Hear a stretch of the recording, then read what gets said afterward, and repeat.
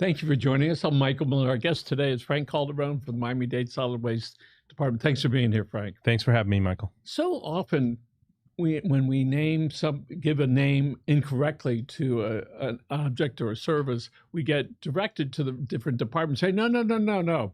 I don't want that. What I want is the stuff that I put into my green. No, not in the green can. The stuff that I put out in front of my house. But what do I do about the stuff I want to recycle? And I know it's confusing for a lot of people when we think about the services that the county offers. So there's at least 3 different ways to describe the stuff that we don't want in our house that we're asking the county to take away. So why don't we talk about what they're called and what the people should know about it? Sure. Waste, garbage, trash, recycling. Sounds like most of them sound like the same. Maybe you're not recycling, but a little bit different. Waste or garbage is basically goes in the green cart, and that's household waste, like stuff from your kitchen, basically. Bulky waste, as we call it, we also call trash, and that's more like yard waste. So it's not the same as food waste from your kitchen, for example. And then of course recycling is the recyclable materials that are part of our recycling program that we can accept in the blue cart and will be made into new products. And there are some people that take trash, landscaping stuff, and instead of doing bulky waste in big quantities, they take and put it into their green carts. They can do that. We'll still manage it, but obviously if you can put it in bulky waste, that's a little bit better. And since we're on the bulky waste thing, explain to us what that is. Bulky waste would be items that are generally too big to put inside your green cart. They tend to be things like lawn waste, whether it's yard clippings or like trees, you trim bushes or whatever, or you chop down a limb from a tree or something like that. It could also include old furniture, mattresses, old appliances, and things of that nature. So on the recycling thing, that's the blue cans. Yes. What do the trucks look like? The trucks that pick up the blue can. One of them, their truck is blue, where ours is white, and another one, their truck is green. But what name is on that? They should have some type of magnet on there that says contractor from Miami-Dade County. But we have different contractors, but they all should have that magnet. So if somebody has a question about their recycling, they should call the county, because the county's, yes, they're not going to call the vendor. All right, they're going to call the county and say, hey. And then we'll work with, as an intermediary with a vendor. And so I still haven't figured out what day my recycling is picked up. So I just leave it out for a week, and then at some point they pick it up. The neighbors sometimes will look at each other. I say, I don't know. So people can go to 311 or they go on miamidade.com/solid waste. .gov solid waste, yes. And they can find out what day it's picked up. And is there, if somebody wants extra recycling cans because they really actually use them, is there a charge for that? We will give them one for free or no extra charge. A pro tip generally is that the default size for recycling carts, most people were issued with the medium size one, which is the 65 gallon. You can ask that to be traded in for the large, which is 96.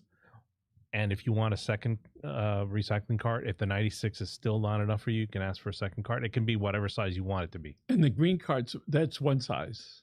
They're available in all 3 sizes, but the default or the primary one that we've issued is the large, which is the 96 gallon. So you could get, if they have a smaller recycling, you get one to match the same size. You can if you want, yes. And just for clarity, and then you have to pay a fee, an annual fee. For not for the recycling, but for an additional garbage green cart. And I think we figured out one time before, it's about $160 a year. Roughly. And so for that, they're going to get 100 plus pickups a year.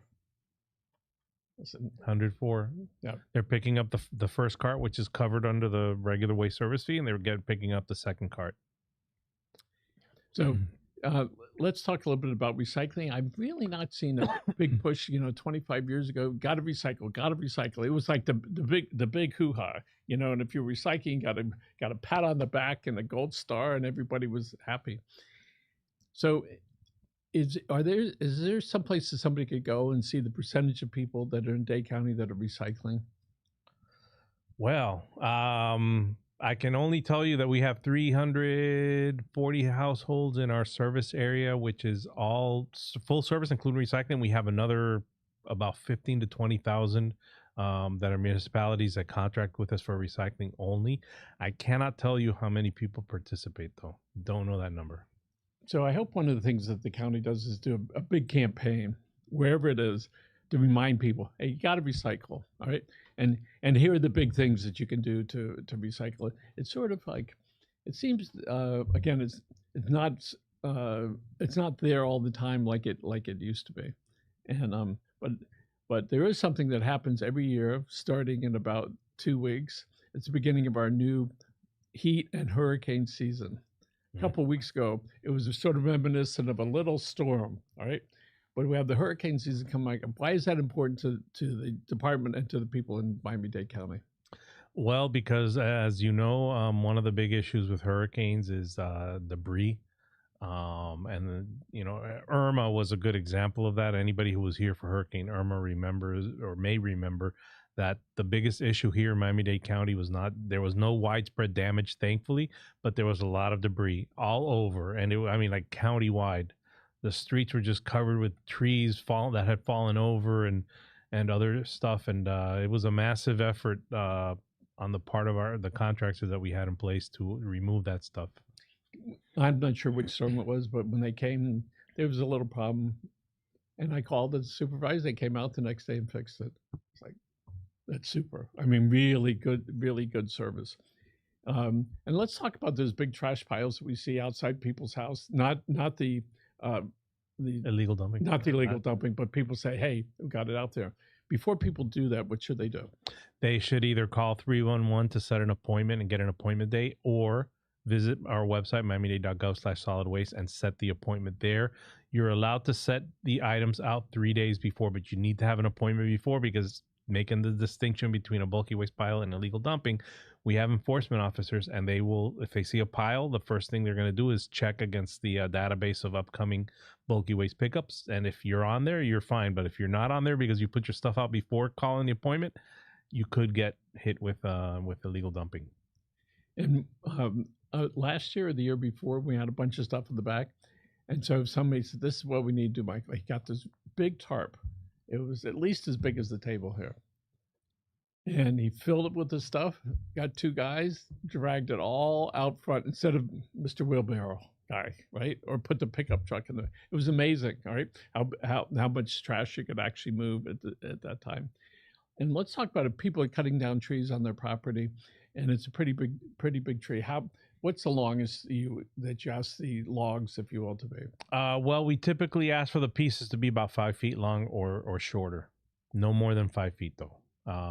Because, remember the grapple, the bucket, whatever you want to call it, can only handle so much, and it can only handle so much weight at a time as well. And I have not seen too much about people that are dumping stuff on the side of the roads about getting caught. But since you're on the inside, tell us, is there any inside scoop as far as any recent arrests or fines? Did we have any? I can't think of any off the top of my head. I know that, from time to time they get people doing all kinds of incredible stuff on video. We've had twin brothers with the third brother just abandoning the twins.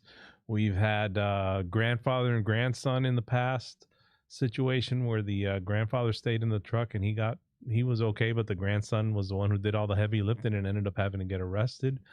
We've had all kinds of. And when people are doing that, we're talking about a lot of stuff. We're not talking about somebody flipping something out the window. Yeah. And so again, if we could get back to the recycling, what are some of the new things that the department accepts in recycling? And explain again why in this venue down here in Miami-Dade County, that plastic bags, all right, that we get at the stores are not recyclable in your program. But in other areas, it is. Some other areas might accept, not all areas. What happens with plastic bags is just the way our program is run.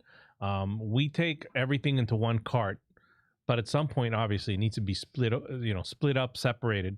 What happens is when it gets to the facility, which is run by one of our contractors, when it gets to their facility, they split it up through a series of conveyor belts, and they use machinery that can actually like determine what's what, what's cardboard versus what's paper versus what's plastic and so on.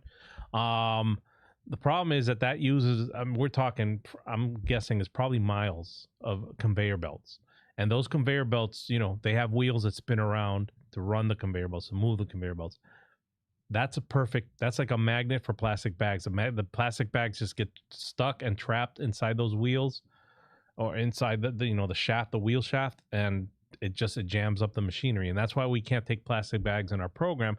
But plastic bags are recyclable, just not in our program. There are places, some grocery stores, you go outside, they have look for a bin where they'll take it. It's a different process. If your grocery store takes it, great. You can just hold on to your plastic bags, bring it with you the next time you go grocery shopping, and just leave them there. Let's talk about things that recycling things. If you go get a TV dinner, if you will, it comes in this plastic tray that you can put into the microwave, essentially for 5 to 6 minutes at some point. The container, the outside of it, which is cardboard with heavy plastic around it, is that recyclable? The plastic carton itself, yes, or the plastic that it comes in, the cardboard box it comes in, yes, even though it has like a little filmy, they can process it. It's the plastic tray itself that can't be recycled in our program, at least. And oh, by the way, I'm old enough to remember when TV dinners used to come in aluminum trays and you had to put them in a regular oven for like 25 minutes. Now they're plastic, for in 5 minutes they're ready. So this is okay. One for you over here and one for you over here. And I keep thinking about our grandkids, and them trying to understand this process. So, and let's talk about the what people can see on the county's website. So what are some things available? Well, we have all kinds of information about all the various programs we have. We have waste collection. We have information on carts and what to do, if your cart is missing or damaged, how to place it out correctly. We have information on recycling. We have information on our home chemical program. We have information on our home composting program. We have information on our trash and recycling centers, the 13 TRCs. We have information on bulky waste. We have a wealth of information on our website. And I know I've told you before, the compost that we bought, I keep waiting for there to be some problem with it, and there isn't. All right, I've had a third or fourth or fifth time. You pick it, you put all your stuff in there, essentially everything but steak bones. All right, and it turns it into like mulch. It dehydrates it. This morning, 6 o'clock, I'm cutting up strawberries, taking the, as far as I'm like taking off the green, whatever it is. And here I have like 5 of them, little pieces. I open up and put it in there. And over the weekend, I took one. It was filled, I think at 10 pounds, it notifies you. And then I just dump it on the plant. So now I have a range. So I'm going to be able to tell folks whether it works up. But it works in here. It feels really good. Because I don't know how much the weight or the volume was before, but it gets reduced to about like this. This is it. When you remove the water from most things, it's incredible. I know, it's just incredible. All right. There's very little as left. Yeah. And I think that every once in a while you just wash off the thing. And it is like, it looks like an air filter about this high. And we have it set to go off in the middle of the night where it does its work. It does not smell at all. Nothing. It doesn't smell for 1 second. And it's like, it feels really good, to be able to do that. Now, the county does have a composting program. It's not like that, but tell us about that program that you have. Sure. We work in partnership with the library department, and we also work in partnership with UF-IFAS, the Agriculture Extension Office in South Dade. And how it works is that the library provides a venue typically. And I don't know if they're doing a hybrid now. In the past, the workshops you had to go to a workshop. The workshops were in person. Then when COVID hit, the workshops were virtual. And now I think they do a mix. But basically, they do a workshop at, I think, at the Pinecrest Library, and they might do other sites as well. UF-IFAS has trained people that conduct the workshop.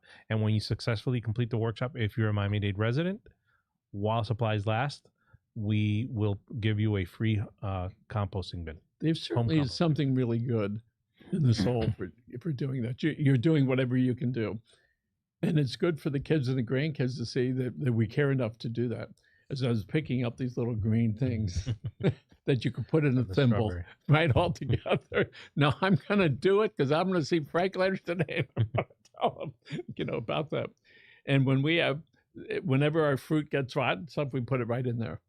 And and we happen to go and buy it online. But the electric one comes in all different sizes. The one we got is, I don't even know the name of, but it works miraculously. I should note that ours is not electric. It doesn't have the same features, but it's free to those who complete the workshop. And sometimes people would go and they'll go in their backyard and create a compost pile, and it's all fun and it's good for your head and good for the environment to to be able to do that. I don't know what you do with the critters that are out there, but if you want to catch some critters, I know how you could do it. So again, so hurricane season is coming up, all right? And who knows when the first one's going to be there. So people really need to go. Hopefully 10th of never. So, and last year, I'm not sure what we got. It seems like yesterday, but this is a good time for people to clear up. Fortunately, the property next to ours, they finally cleared it out after many years. And then last year, I went over and said, please cut these trees, all right? And they did. I said, they're going to fall on my house, all right? And people should remember that when it's an 80-mile-an-hour wind, that little limb may not fall directly down. It's going that way too, or whatever way. And this is a good time to do that. So let's talk about home chemicals, all right? I had to order some hornet spray the other day because we found some hornets. All right, good. So let's say it gets down to the bottom and I want to throw away the can. What's the best way to handle that? If it's completely empty, just put it in the garbage. Okay. If you still have some chemical, you can bring it to one of our home chemical collection centers, or even better, if you're willing to wait, you can go to a home chemical event that comes near you. And those are, can't say every Saturday, but usually 1 or 2 Saturdays a month in different sites. Basically our TRCs, different TRCs throughout the county. And you can do like I do when I have stuff that needs to go to home chemical rather than drive, kind of a long distance for me. I wait till we have one of the events near at people can TRC follow you on Facebook, right? Yes, we have a Facebook page. We have Twitter or X account. We're also on Instagram. They can follow and they'll be notified. And we post the when the events are coming. We usually put a post up a couple of days. My hat's off to your social media people. Oh, we have excellent people on social media. Isn't that amazing? That whole job that was created that wasn't there 15 years ago. Yeah, it is. Less people are working in a box nowadays compared to when we were youngsters, and now we know how people can make a living doing that. So again, as far as does the solid waste do anything as far as it going out to elementary schools or junior highs to talk about the programs? Is that something that exists? We typically do that. We do that more for the recycling program. And we also do career days. A lot of the schools have career days, and they ask us for people to go out, and they, especially the elementary school kids, they like the drivers, the truck drivers. They like to see the big truck. They love it. A year or so ago, we were fortunate to see the first all-electric vehicle garbage truck. Yes. Amazing. It was running. You couldn't even hear it, except for when it backs up. So maybe next year, the year after, maybe the county, maybe we'll get some more of those guys. We'll see. Yep. We need more EV trucks, Mrs. Bayer. All right. All that stuff goes together on how you manage this gigantic county. And to put it in perspective, you do approximately, did we figure out it was approximately 3,000 pickups? I mean, 3,000 homes a month. No, we do several. In a week we do just in 2 days alone, like Monday and Tuesday, they will have picked up the whole service area, and that's about 340,000 homes. Oh, 340. I don't know. I knew there was a 3 in there somewhere. So if it's and that's going to happen four times during the month. That's going to happen 1, 2, 3, Monday, Tuesday, Thursday, Friday. Times 4. Yeah, well, double that actually. Okay, so it's a lot of homes that you guys go to. picking up those green cards, and then they count, and then also every other week for the blue cards. Yes. We have men and women that are driving those big trucks.